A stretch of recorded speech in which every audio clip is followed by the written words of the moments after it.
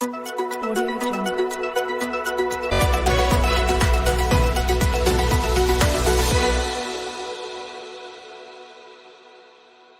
अस्सलाम वालेकुम नाज़रीन, टीन उर्दू न्यूज़ में आपका इस्तकबाल है। जारिया मानसून में नागार्जुना सागर ज़ख़ीरी आब की सतह में दिन ब दिन इजाफा देखा जा रहा है। ऊपरी आबी प्रोजेक्ट से नागार्जुना सागर में 25,000 क्यूसिक पानी आ रहा है। नागार्जुना सागर की मुकम्मल सतह आब 590 फीट है, जबकि मौजूदा सतह 512 फीट है।